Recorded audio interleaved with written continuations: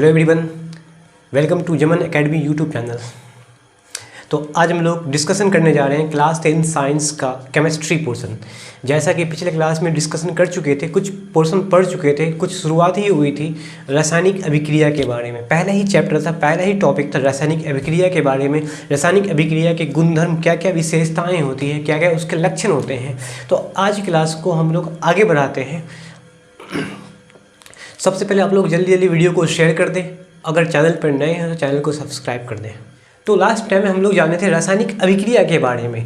आज की क्लास में हम लोग जानेंगे रासायनिक समीकरण के बारे में। उसके बाद पता चलेगा कि रासायनिक अभिक्रिया, रासायनिक समीकरण में बेसिक डिफरेंस क्या होता है। ठीक है, वैसे पिछले क्लास में मैंने बता चुका था कि रासायनिक अभिक्रिया, रासायनिक समीकरण में क्या फ़र्क होता है। देखो, जैसे क्या होता है, रासायनिक अभिक्रिया का मतलब है कि ये अभिक्रिया हर वक्त होती ही रहती है। कुछ न कुछ पदार्थ आपस में मिलते रहते हैं या एक बड़े पदार्थ टूट कर छोटे छोटे पदार्थ बनते रहते हैं। मतलब हुआ कि अभिक्रियाएँ होती रहती है। ठीक है, तो अभिक्रिया एक दैनिक जीवन में हमारे लिए एक महत्वपूर्ण भूमिका निभाती है। ठीक है, याद रखिएगा इस बात को। जैसे अगर हम कहेंगे कार्बन को ऑक्सीजन में मिलाते हैं तो ऑब्वियसली कार्बन डाइऑक्साइड होता है। तो यहाँ पे मिलाने का अर्थ हुआ कि जब कभी भी कार्बन का अर्थ क्या हुआ, कोयला। जैसे देखो, कार्बन का अर्थ हो गया आपका कोयला, चूंकि कोयला कार्बन का अपरूप होता है। ठीक है, तो अगर कार्बन का दहन करेंगे इसका मतलब है कि इस टाइम पे कार्बन डाइऑक्साइड गैस मुक्त होगा। तो उस टाइम भी कार्बन डाइऑक्साइड गैस मुक्त होगा। कब? जब कभी भी कोयला जलेगा या कोयले से बनी पदार्थ, जितने भी कोयला कार्बन का अपरूप होता है उसको दहन कराएंगे, इसका मतलब है कार्बन डाइऑक्साइड 100% मुक्त होगा। तो ये आपस में अभिक्रिया हो रही है। ठीक है, अब यहाँ पे क्या है कि इस कार्बन को सूत्र द्वारा व्यक्त किया है, ऑक्सीजन को सूत्र द्वारा व्यक्त किया है, कार्बन डाइऑक्साइड को एक सूत्र द्वारा व्यक्त किया है, अभिक्रिया द्वारा, कह सकते हैं एरो द्वारा, तीर के निशान द्वारा व्यक्त किया है। तो इसको बोलेंगे समीकरण। ठीक है, तो आज का हमारा टॉपिक होगा रासायनिक समीकरण।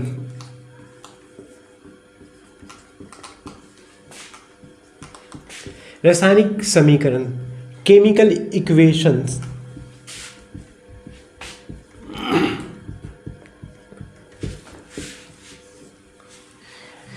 बोर्ड एग्जाम में इस टॉपिक से क्वेश्चन बनते हैं, तो इसीलिए आप लोग इस वीडियो को खास कर लास्ट तक देखें। तो मैंने बताया है कि जब कभी भी किसी पदार्थ को, मतलब रासायनिक अभिक्रिया में भाग लेने वाले पदार्थ और भाग के फलस्वरूप बनने वाले पदार्थ को अगर संकेत और सूत्र द्वारा व्यक्त करते हैं तो वो कहलाएगा रासायनिक समीकरण। जैसे देखो, जब हम कहते हैं कि जब कार्बन का ऑक्सीजन में दहन किया जाए तब कार्बन डाइऑक्साइड बनेगा। मतलब ये हुआ कि जब कार्बन को ऑक्सीजन में दहन करते हैं तो बनता है कार्बन डाइऑक्साइड। ये हो गया कि आपका रासायनिक समीकरण। ठीक है, ये रासायनिक समीकरण हो गया। जब सल्फर को ऑक्सीजन में मिलाते हैं तो बनता है सल्फर डाइऑक्साइड।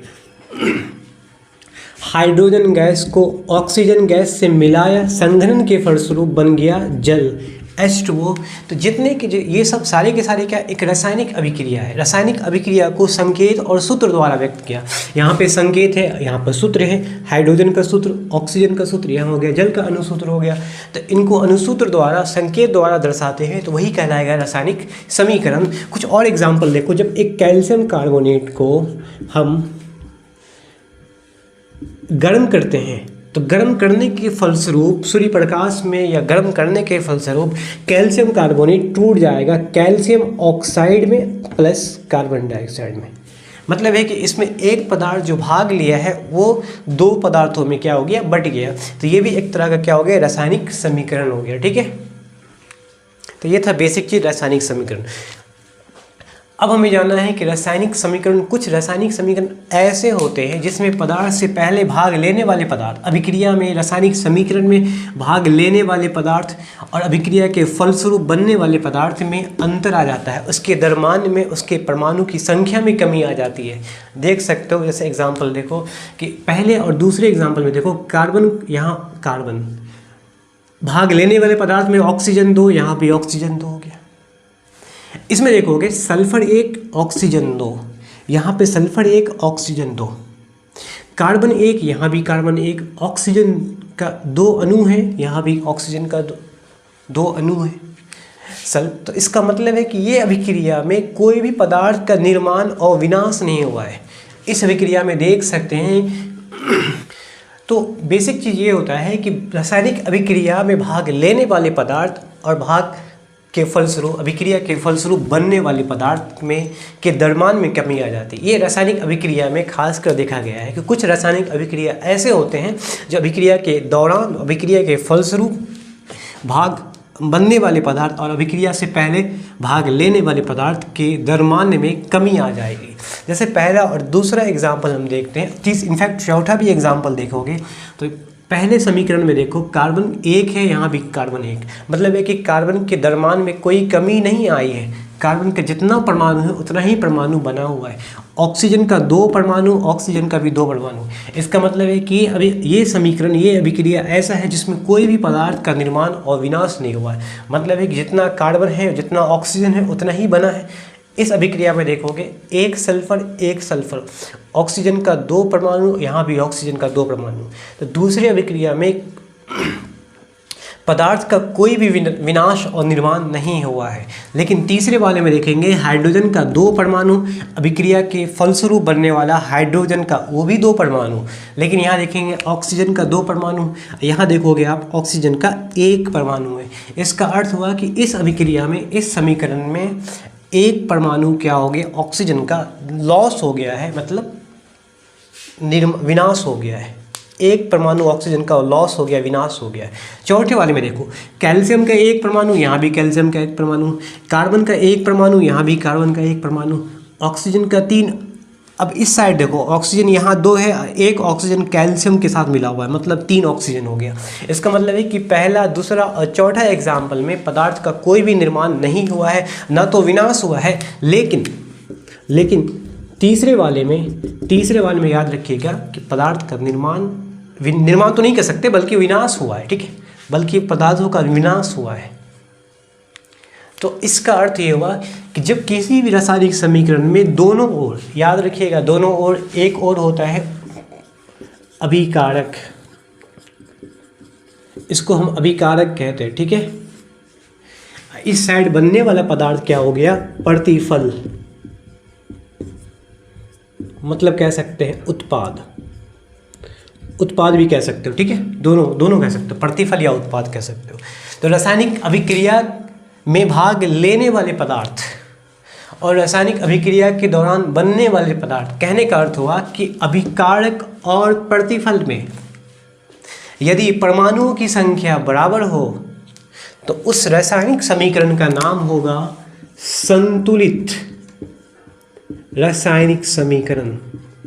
क्या नाम होगा उसका, संतुलित रासायनिक समीकरण। इसको नोट करिएगा, याद रखिएगा। संतुलित रासायनिक समीकरण का अर्थ क्या हुआ कि परमाणु की संख्या दोनों ओर, मतलब अभिकारक और प्रतिफल में बराबर होनी चाहिए, तो उसको बोला जाएगा संतुलित रासायनिक समीकरण, ठीक है। एक होता, जैसे यहाँ देखो बैलेंस हो गया, क्या होता है तराजू में, क्या होता है कि दोनों पलड़ा में द्रव्यमान बराबर हो, है ना, बराबर द्रव्यमान का वस्तु रखी हुई है अगर दोनों पलड़ा पर, इसका मतलब है कि उस टाइम पर क्या हुआ, संतुलित हुआ, बैलेंस हुआ। तराजू को हम बैलेंस रूप में मानते हैं। लेकिन इसमें देखोगे तीसरे वाले में कि हाइड्रोजन का 2 परमाणु तो है, ठीक है, लेकिन ऑक्सीजन का 2 यहाँ 1 हो गया, 1 की कमी हो गई, मतलब एक साइड में उत्पाद में, प्रतिफल में कमी आ गई परमाणु के द्रव्यमान में, लेकिन अभिकारक में कोई कमी नहीं आई है। तो इसको बोला जाएगा क्या, इस रासायनिक समीकरण को बोला जाएगा, इसका ठीक उल्टा, संतुलित का उल्टा होगा असंतुलित रासायनिक समीकरण। असंतुलित ये हो गया आपका बैलेंस्ड, ये हो गया अनबैलेंस्ड, ठीक है। अब इसको डिफाइन कर सकते हो। इसका संपूर्ण नोट्स टेलीग्राम लिंक पे डाल दिया जाएगा, ठीक है, जो डिस्क्रिप्शन में हम इसको लिंक दे देंगे। मतलब टेलीग्राम PDF का लिंक डिस्क्रिप्शन लिंक में दे दिया जाएगा, तो आप लोग वहाँ से टेलीग्राम ग्रुप ज्वाइन कर लीजिएगा। उसके बाद फिर PDF डाउनलोड करके आप उसको नोट डाउन कर सकते हैं, पढ़ सकते हैं, ठीक है। सिर्फ यहाँ पर आपको समझना है कि बैलेंस क्या, अनबैलेंस क्या होता है, जितने भी संपूर्ण नोट्स होगा उसके बारे में हम समझाएंगे, ठीक है। संतुलित का अर्थ हुआ कि परमाणु की संख्या दोनों ओर बराबर होना चाहिए। आप अपने दिमाग में सिर्फ कॉन्सेप्ट बनाइए। साइंस सिर्फ कॉन्सेप्ट की चीज़ है। अगर सिर्फ कॉन्सेप्ट बना लेंगे, समझ लेंगे, तो आपको नोट्स की क्या जरूरत, बुक को पढ़िए, लाइन बाय लाइन की किताब को पढ़िए, बहुत अच्छा होगा आपके लिए। केवल साइंस में आपको कॉन्सेप्ट बनाना, समझना है चीज़ों को, होता कैसे है, कैसे, क्यों, इस पर ध्यान रखिए कि ऐसा हुआ क्यों, उसके बारे में आप लोग को जानना है। ठीक है, तो इसलिए आप लोग हमसे जुड़े रहिए। जो दिक्कत होगा हमसे कमेंट बॉक्स में कमेंट करके बता सकते हैं।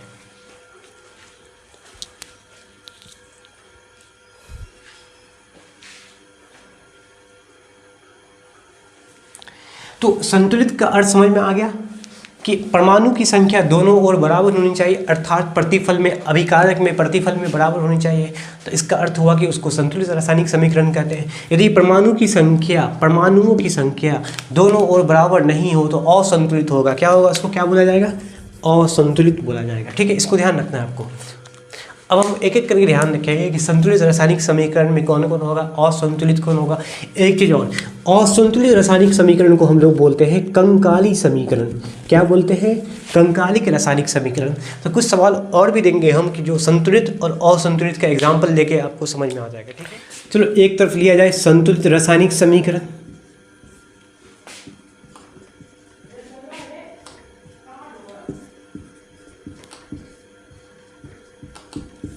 दूसरी ओर लिया जाए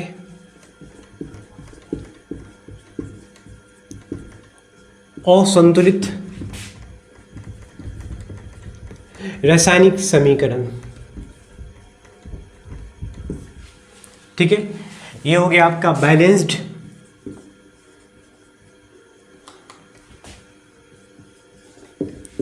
ये हो गया आपका अनबैलेंस्ड।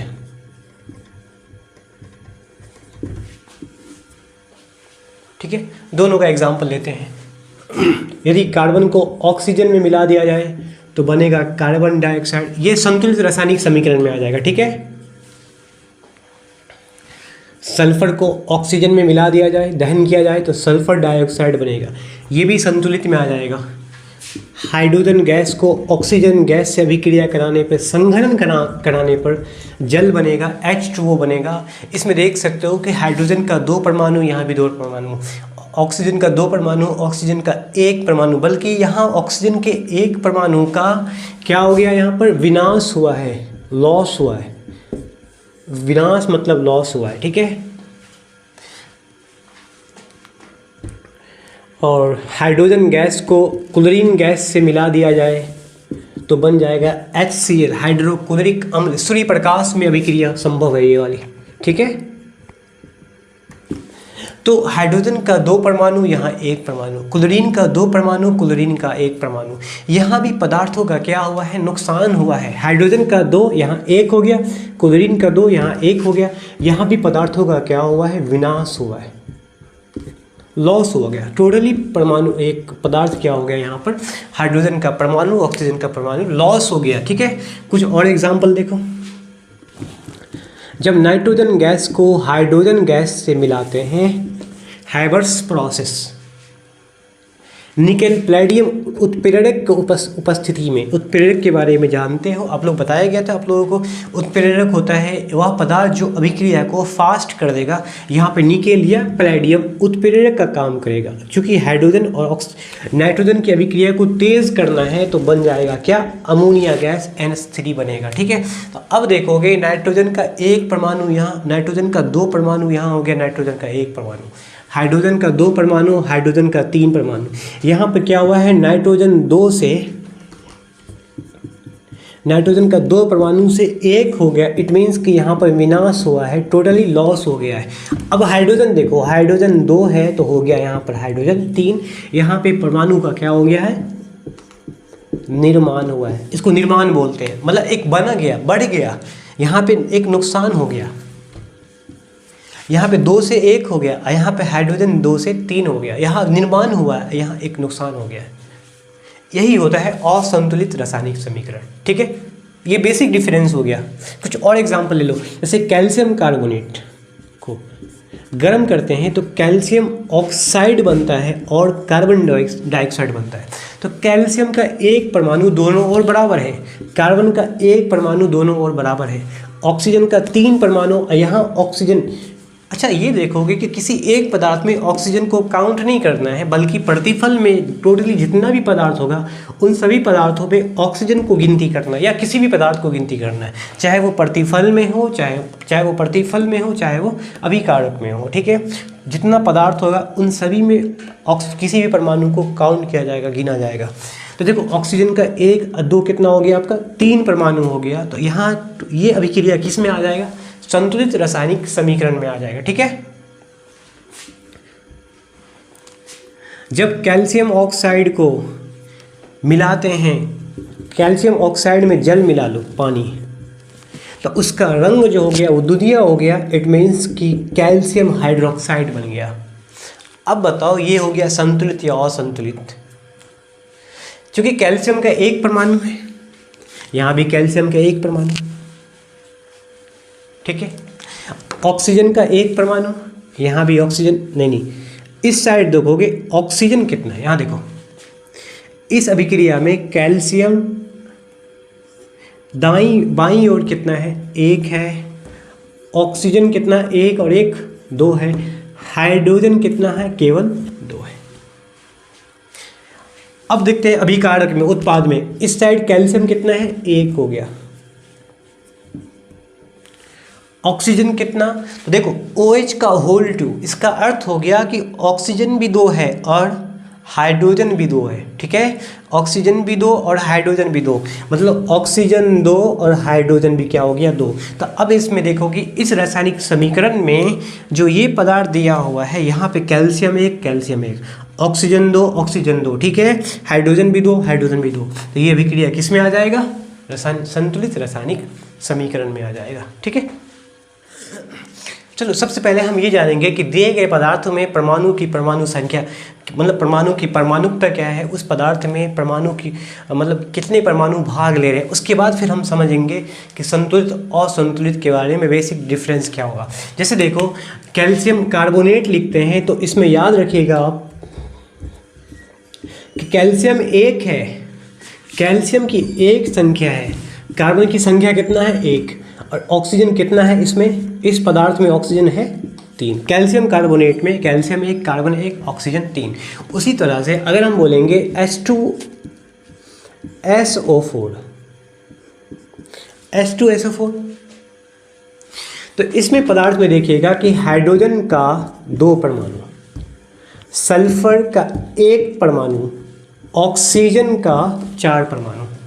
ठीक है, चलो और भी एग्जांपल देख लो। CaOH का होल 2, अभी बताया गया था कि इस पदार्थ में कैल्शियम, चूंकि होल 2 कैल्शियम से बाहर है इसलिए कैल्शियम का 1 ही परमाणु है यहाँ पर। ऑक्सीजन O और H, यहाँ देखो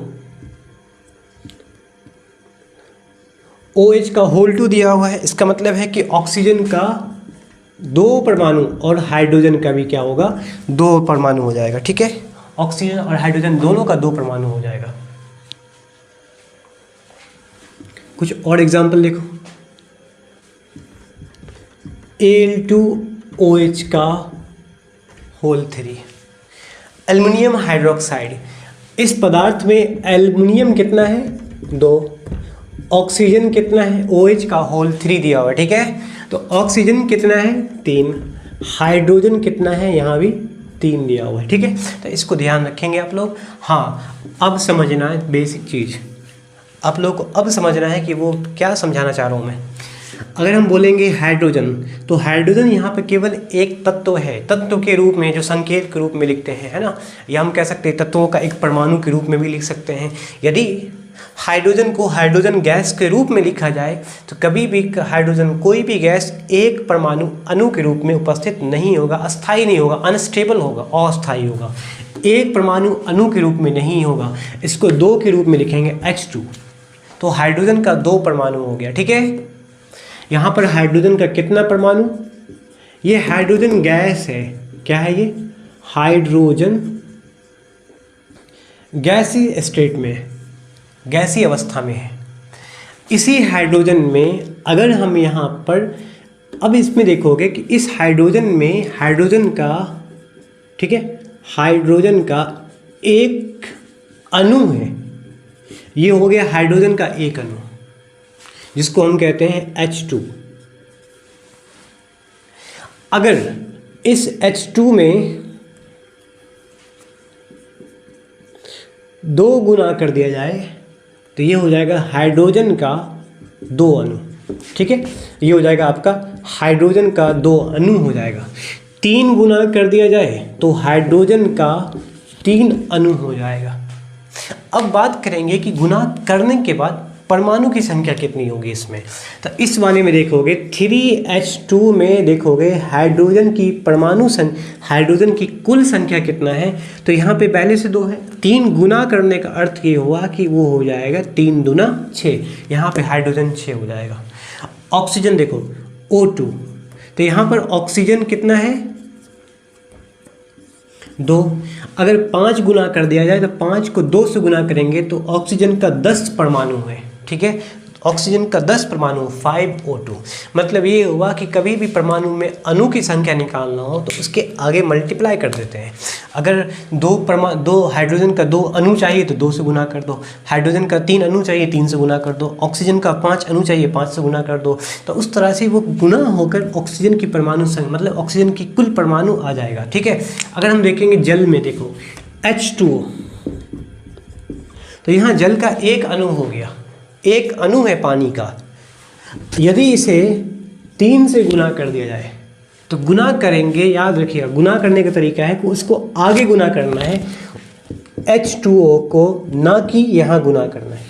होल डालकर हमें नीचे गुना नहीं करना है, सबस्क्रिप्ट में नहीं रखना है, बल्कि उसको आगे गुना करना है। तो ये होगा कि हाइड्रोजन की संख्या पहले जो 2 था अब 3 दूना 6 हो जाएगा। इस 3 मोल पानी में अणु में 3 मोल जल के अणु में हाइड्रोजन की कुल संख्या कितना है 6 हो जाएगा। ठीक है, और यहाँ 3 गुना करने का अर्थ हो गया कि हाइड्रोजन का भी 3 हो गया और ऑक्सीजन दोनों का हुआ, तो ऑक्सीजन की संख्या कितनी हो गई आपका 3 हो गया।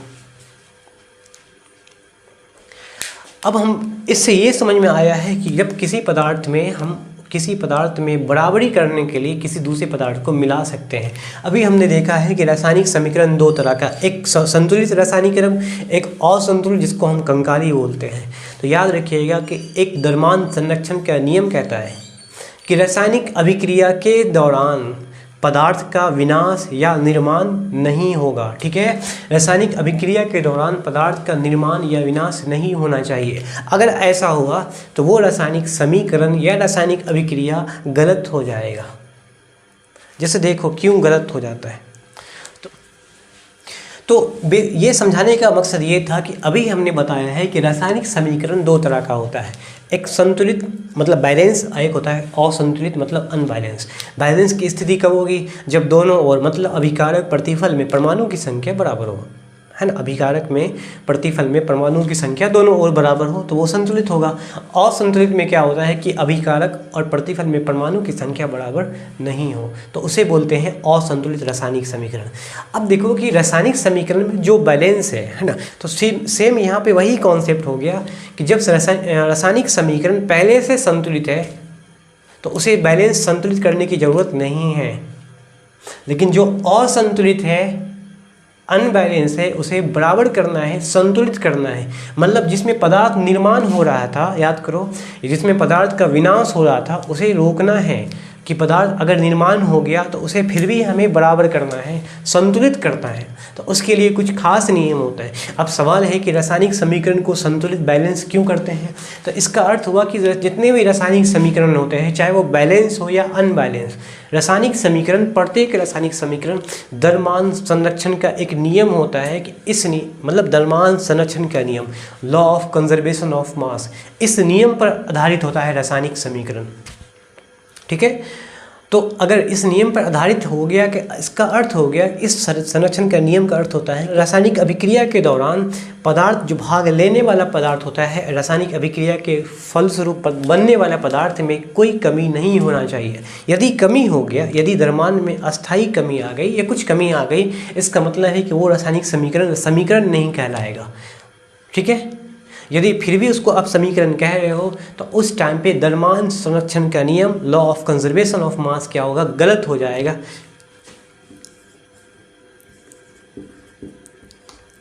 द्रव्यमान संरक्षण का नियम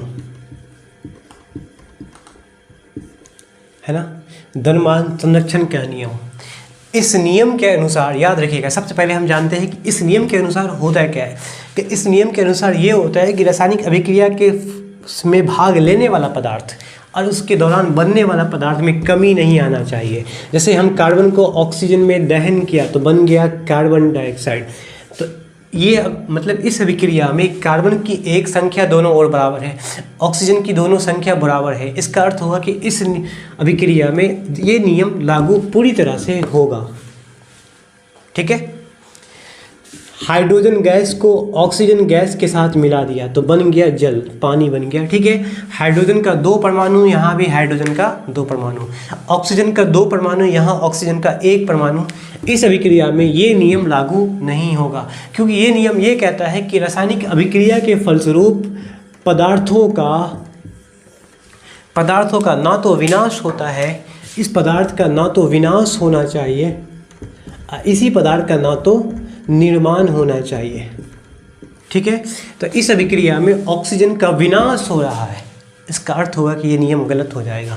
हमने नाइट्रोजन गैस को हाइड्रोजन गैस से मिलाया, निकेल या पैलेडियम उत्प्रेरक की उपस्थिति में अमोनिया गैस बना। ठीक है, यहाँ पे नाइट्रोजन का 2 परमाणु, यहाँ पे नाइट्रोजन का 1 परमाणु। इस अभिक्रिया में नाइट्रोजन का परमाणु में नुकसान हो रहा है, विनाश हो रहा है। हाइड्रोजन का 2 परमाणु, हाइड्रोजन का 3 परमाणु, इसमें भी क्या हो रहा है कि हाइड्रोजन की संख्या का निर्माण हो गया। निर्माण और विनाश नहीं होना चाहिए। ऐसा इसलिए होता है कि अब देखोगे नाइट्रोजन की संख्या 2 है, यहाँ पे नाइट्रोजन की संख्या 1 है, जबकि दोनों ओर बराबर होना चाहिए। नाइट्रोजन हाइड्रोजन की संख्या 2 है, यहाँ पर हाइड्रोजन की संख्या 3 है, वो भी बराबर नहीं है, दोनों का दोनों बराबर नहीं है। इसका मतलब है कि इस अभिक्रिया में भी यह नियम क्या होगा, गलत हो जाएगा। तो बेसिक फंडा ये है, हमें ये समझना है कि रासायनिक समीकरण को हमें सिर्फ मेन मकसद है कि जो असंतुलित होगा, ये असंतुलित है, अनबैलेंस है, ये अनबैलेंस है। तो बेसिक चीज़ ये है कि हमें केवल इसको संतुलित करना है, तो यह नियम लागू हो जाएगा।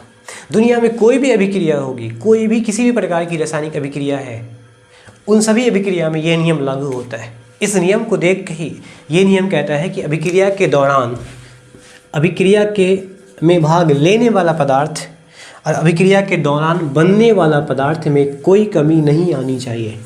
मतलब जितना A+B का द्रव्यमान होगा उतना ही C और D का द्रव्यमान होना चाहिए। ठीक है, तो उसी नियम पर आधारित हमें रासायनिक समीकरण को, असंतुलित रासायनिक समीकरण को संतुलित करना पड़ेगा। तो बहुत सारे एग्जाम में पूछा गया है, कितनी बार एग्जाम में पूछा गया है कि रासायनिक समीकरण को संतुलित क्यों करते हैं, अनबैलेंस को बैलेंस क्यों करते हैं। तो बेसिक जानकारी याद रखिएगा। बेसिक पॉइंट ये है क्योंकि वो रासायनिक समीकरण द्रव्यमान संरक्षण के नियम पर आधारित होती है। ठीक है, द्रव्यमान संरक्षण के नियम पर आधारित होगा, मतलब है कि इस नियम के अनुसार पदार्थ का ना तो निर्माण होगा ना तो विनाश होगा। यदि पदार्थों का विनाश या निर्माण हुआ, इट मीन्स कि वो रासायनिक समीकरण द्रव्यमान संरक्षण का नियम पालन नहीं करेगा, तो वो रासायनिक समीकरण क्या हो गया, गलत हो जाएगा।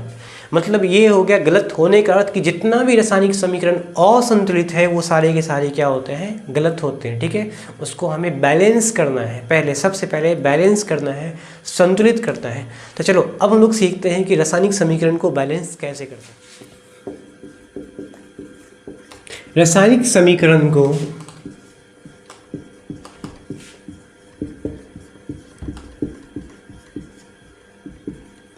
संतुलित करें, है ना, जो रासायनिक समीकरण होगा उसको बैलेंस करना है। जैसे पहला एग्जांपल देखोगे, जो अनबैलेंस होगा, असंतुलित होगा। पहला, हाइड्रोजन को ऑक्सीजन से मिलाया तो बन गया H2O, इसको हमें बैलेंस करना है। ठीक है, तो यहाँ पर हाइड्रोजन की 2 संख्या है। यहाँ पे कोशिश ये करना है कि जब संतुलित और संतुलित को संतुलित करना है तो पहला प्रयास आपको ये करना है कि पहला परमाणु अभिकारक में पहला परमाणु प्रतिफल में हमें बराबर करना, बहुत आसान हो जाएगा करना। ठीक है, यहाँ पे हाइड्रोजन का 2 परमाणु, हाइड्रोजन का 2 परमाणु, चलो ठीक है, यहाँ दिक्कत नहीं है। अगला स्टेप देखते हैं कि यहाँ ऑक्सीजन का 2 परमाणु, यहाँ ऑक्सीजन का 1 परमाणु। मतलब हो गया कि यहाँ ऑक्सीजन का 2 परमाणु, यहाँ 1 है, तो 2 को 1 तो नहीं बनाएंगे, लेकिन 1 को 2 बनाना है तो 2 से गुना करना पड़ेगा। ठीक है, क्या गुना करना पड़ेगा आपको, 2 से गुना करना पड़ेगा। तो बन जाएगा क्या। लेकिन अब 2 से गुना करना है, तो इससे पहले जस्ट कुछ देर पहले मैंने बताया था कि गुना करने का तरीका है कि यहाँ नीचे नहीं गुना करते बल्कि गुना यहाँ करते हैं, ठीक है। अगर कोई पदार्थ, कोई भी परमाणु अगर मतलब उसमें जुड़ेगा, मिलेगा, तो उसको हम बीच में, इसके बीचों में या किनारे में सबस्क्रिप्ट में नहीं मिलाएंगे, नहीं ऐड करना है, बल्कि उसके आगे ऐड करना है, ठीक है। तो देखो यहाँ अगर 2 मिला देंगे यहाँ, तो ऑक्सीजन हो गया 2, यहाँ मिलाते हैं, ठीक है। तो यहाँ मिलाने का अर्थ ये हो गया कि चलो ऑक्सीजन तो 2 हो गया, यहाँ ऑक्सीजन 2 है, ये भी ऑक्सीजन 2 है, लेकिन जो हाइड्रोजन पहले से संतुलित था अब वो असंतुलित हो गया, अनबैलेंस हो गया।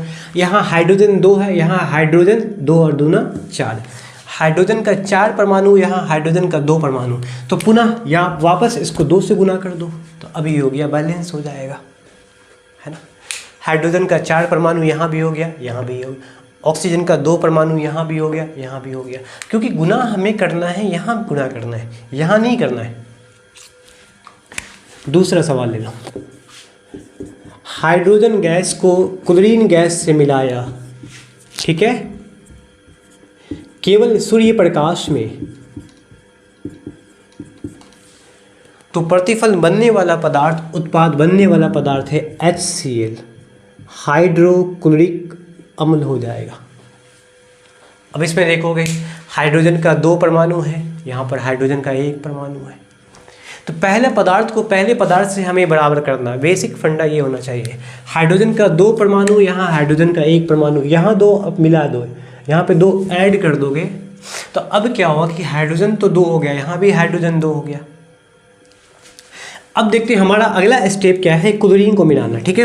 क्लोरीन की संख्या 2 है, 2 परमाणु है क्लोरीन का, यहाँ 1 था, लेकिन ये 2 मिलाने से क्या हो गया कि दोनों बराबर हो गया। क्लोरीन को 2 यहाँ मिला देंगे तो क्लोरीन भी 2 हो गया और हाइड्रोजन भी 2 हो गया, तो बस केवल यहीं पे मल्टीप्लाई करेंगे तो ये इक्वेशन क्या हो गया, ये समीकरण क्या हो गया, संतुलित हो गया, ठीक है। तीसरा,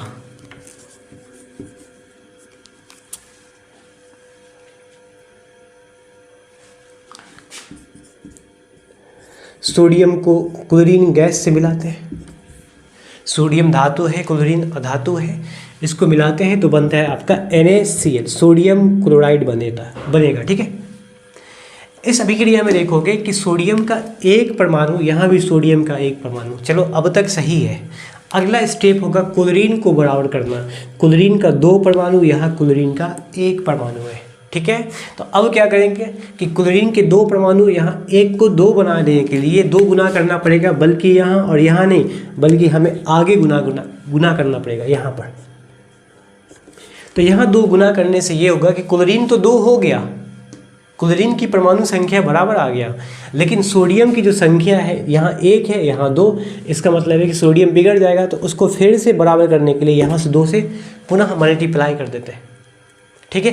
तो अब हो गया सोडियम भी 2 परमाणु, यहाँ भी सोडियम 2 परमाणु, क्लोरीन भी 2 हो गया, क्लोरीन भी 2, तो अब ये इक्वेशन क्या हो गया, बैलेंस हो गया, संतुलित हो गया, ठीक है। चलो तीसरा एग्जाम्पल देखते, नहीं तीसरा नहीं, चौथा एग्जाम्पल देखते हैं।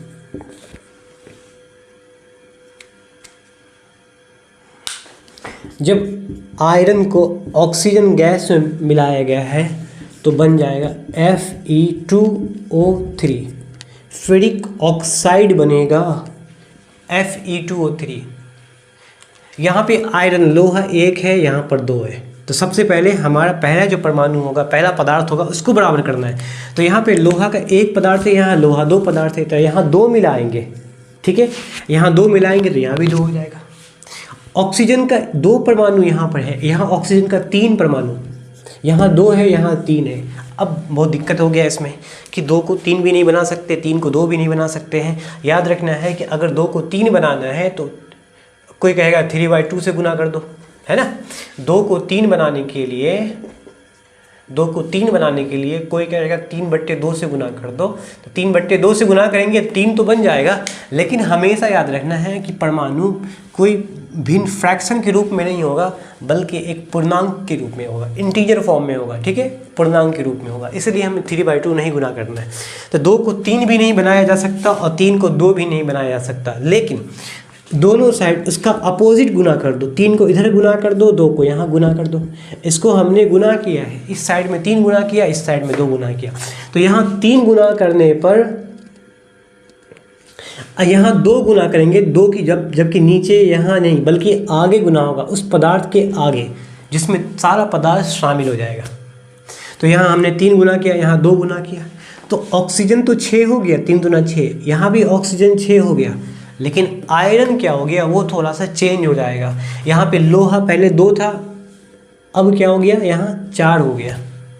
क्योंकि हमारा पहला प्रयास होता है कि रासायनिक समीकरण में पहला पदार्थ को बराबर करना, तो उस टाइम पे हमने आयरन को बराबर कर दिया था, लेकिन ऑक्सीजन को बराबर करने के लिए हमने 3 से 2 से गुना किया है। तो ऐसा जैसे ही किया तो आयरन का जो परमाणु संख्या है वो थोड़ा चेंज हो गया, वो अनबैलेंस हो गया। मतलब है कि आयरन 4 है, यहाँ पे आयरन 2 है, तो इस 2 को पुनः मिटा दिया जाए, काट दिया जाए, या अब यहाँ पे कर देंगे क्या, 4 बना देंगे, तो अब ये हो जाएगा, संतुलित हो जाएगा, बैलेंस हो जाएगा। ठीक है, 5वां एग्जाम्पल देखो, जब हमने जिंक को HCl से अभिक्रिया कराया, ठीक है, ये अभिक्रिया केवल मतलब जिंक को HCl से अभिक्रिया करवाया तो बन गया ZnCl2, जिंक क्लोराइड अब प्लस हाइड्रोजन गैस निष्कासित हो जाएगा। ये एक गुण होता है कि जब किसी धातु को अम्ल से मिलाते हैं तो हाइड्रोजन गैस मुक्त होता है। ठीक है, तो अब देखो कि इस रासायनिक समीकरण में क्या ये बैलेंस है या नहीं है। अगर नहीं है तो अनबैलेंस को बैलेंस करना पड़ेगा। देखो जिंक का 1 परमाणु, यहाँ भी जिंक का 1 परमाणु, चलो जिंक अब तक बराबर है। अगला जो पदार्थ है वो हाइड्रोजन है, यहाँ पे हाइड्रोजन का 2 परमाणु, यहाँ पर हाइड्रोजन का 2 परमाणु नहीं, यहाँ हाइड्रोजन का 1 परमाणु, यहाँ हाइड्रोजन का 2 परमाणु, यहाँ 1 है वहाँ 2, इसका मतलब यहाँ 2 बनाना पड़ेगा, तो 2 यहाँ गुना कर दो, तो हाइड्रोजन 2 हो गया, हाइड्रोजन 2 हो गया। लेकिन अगला पदार्थ जो है वो क्लोरीन कितना हो गया, यहाँ पे गुना करने से क्लोरीन भी 2 हो गया और क्लोरीन भी 2 है, तो 2 गुना करने से ये फ़ायदा हो गया कि हाइड्रोजन तो बराबर हो ही गया, साथ साथ क्लोरीन भी बराबर हो गया। ठीक है, उम्मीद है कि समझ में आ रहा होगा। चलो 6 में लेते हैं।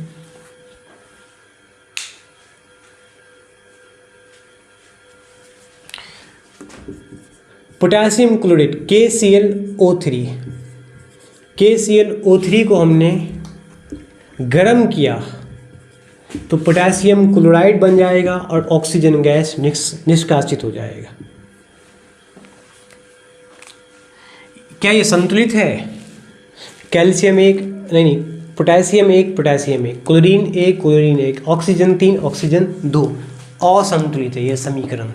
इसको संतुलित करना है तो पहला पदार्थ है पोटेशियम, पोटेशियम बराबर है, दूसरा है क्लोरीन, क्लोरीन वो भी बराबर, ऑक्सीजन यहाँ 3 है, यहाँ ऑक्सीजन 2 है, तो मैंने बताया है यहाँ 3 यहाँ 2, तो 3 को 2 बनाना है और 2 को 3 बनाना है, तो दिक्कत होगा।